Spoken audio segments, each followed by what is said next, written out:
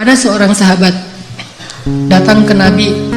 Dia bilang gini, "Ya Rasulullah, anak saya ditawan sama musuh." Ternyata anak dia itu ikut berjihad dan ketangkap sama musuh, ditawan.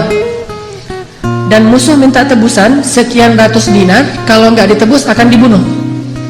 Dan waktu itu sahabat-sahabat yang kaya banyak yang lagi di luar kota juga lagi diutus untuk dakwah dan jihad, sehingga tidak ada sahabat yang bisa membantu laki-laki ini. Rasulullah juga nggak punya apa-apa, nggak punya harta.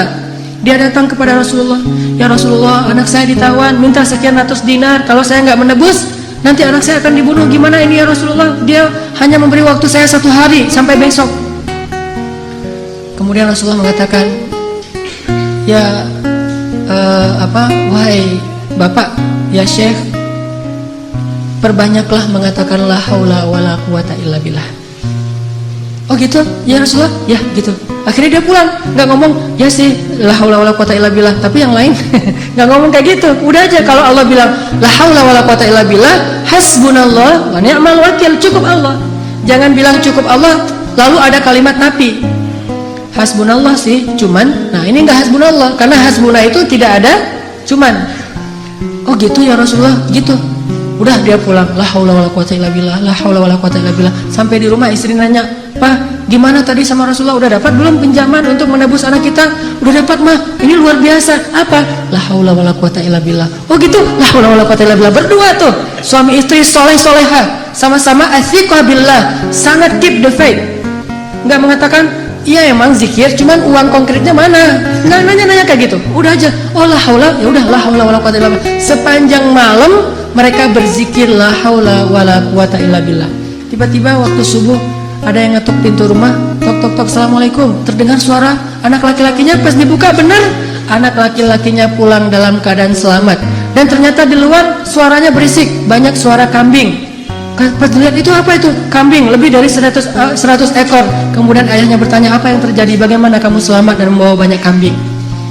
Kata laki-laki ini, "Semalam tiba-tiba ada seorang laki-laki yang berbaju putih, orangnya ganteng sekali, wajahnya bercahaya, datang melepaskan ikatan saya, dan tiba-tiba waktu itu semua prajurit yang mengawal saya, yang menjaga saya itu tertidur pulas, sama sekali tidak terbangun, sehingga saya bisa dilepaskan, dan bahkan bukan hanya bisa menyelamatkan diri, tapi malah bisa mengambil ghanimah, membawa lebih dari 100 ekor kambing." Bayangin, kambing 1 ekornya aja udah berisik ya, gimana 100 ekor? Berisik gak sih? Berisik banget kan ya? 100 ekor kambing yang berisik, yang lagi dibawa sama anak muda ini, tidak membangunkan prajurit penjaga yang lagi tidur. Ini qadarullah. Sehingga akhirnya dia selamat dan bahkan dapat ghanimah lebih dari 100 ekor kambing dari la haula wala quwata illa billah. Bukan berarti nggak ikhtiar. Kalau ikhtiar kita udah mentok, udah maksimal, jangan menyerah, jangan berhenti, karena selalu ada harapan di sisi Allah Subhanahu wa taala. Tidak pernah selesai kalau kita berserah diri kepada Allah. Selalu ada harapan. Ada lagi kisah di zaman Nabi Musa. Suatu hari Nabi Musa nanya kepada Allah. Kan Nabi Musa ini julukannya, panggilannya Kalimullah, orang yang bisa ngomong langsung kepada Allah. Jadi kalau ada butuh apa-apa Nabi Musa mah tinggal miss call Allah. "Ya Allah," langsung Allah ngangkat.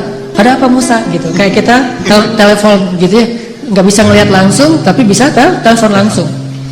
Begitu Nabi Musa calling, langsung Allah, "Ada apa Musa?" "Gini ya Allah, saya pengen nanya." Jadi Musa sering ngobrol sama Allah. "Nanya apa?" "Saya pengen tahu di antara umat saya itu siapa yang paling rendah kedudukannya di matamu, yang paling levelnya paling rendah." Kata Allah, "Itu tuh laki-laki seorang kakek yang buta, yang dia itu masbuknya istiqomah banget dalam sholat." Paling istiqomah dalam masbuk. Gak pernah dia sholatnya tepat waktu, pasti masbuk. Ini orang yang paling istiqomah di zaman Musa, istiqomah dalam kemasbukan. Asal ada sholat, dia pasti paling belakang, datangnya menjelang salam. Jadi kalau ada yang taruh sendal paling belakang itu pasti dia. Kalau ada salam yang kemudian nanti berdiri lagi, pasti dia. Orang yang selalu masbuk, orang tua buta. Oh, itu orang yang paling rendah. Nabi Musa nyari mana? Oh, si kakek itu yang paling rendah nilainya di mata Allah. Setiap hari dilihat dia masbuk sampai suatu hari ketika selesai sholat orang itu udah nggak ada. Nabi Musa telepon Allah, Musa ada apa?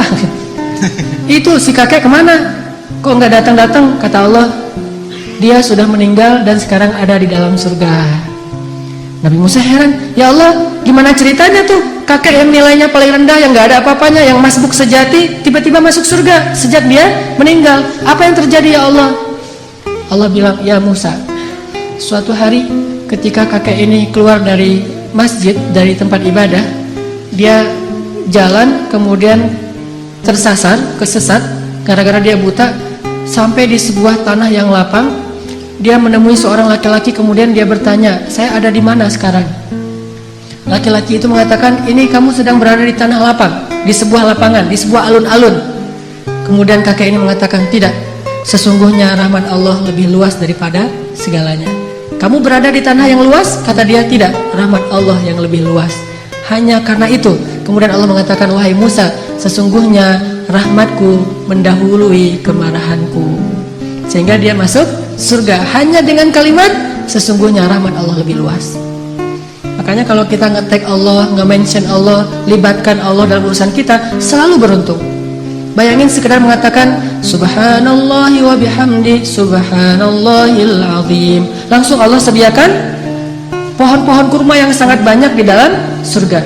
Begitu kita baca la haula wala quwata illa billah, Allah sediakan kunuz, harta yang ditaruh di dalam sebuah box yang sangat besar, disimpan di bawah arasy Allah Subhanahu wa taala. Mudah sekali. Karena kalau kita melibatkan Allah, yuridullahu bikumul yusra wa la yuridu bikumul usr. Salah kalau orang bilang, aduh gak usah bawa-bawa Allah lah, jadi susah. Enggak. Justru kalau kita bawa-bawa Allah jadi mudah. Karena Allah itu pada dasarnya pengen memudahkan kita, enggak pengen nyusahin kita. Yuridullahu bikumul yusra wa la yuridu bikumul usr. La yukallifullahu nafsan illa wus'aha. Sampai ketika turun ayat ittaqullaha haqqa tuqatih, bertakwalah kepada Allah sebenar-benar takwa. Para sahabat kemudian ngeluh, ya Rasulullah, kami nggak sanggup kalau sebenar-benar takwa. Terus gimana? Turun lagi ayat di surat At-Taghabun, fattaqullaha mastata'tum. Kalau nggak bisa sebenar-benar takwa, ya udah bertakwa semampu kalian aja. Coba lihat, Allah memudahkan urusan hambanya, sehingga kalau kita melibatkan Allah, maka insya Allah Allah akan memudahkan urusan kita.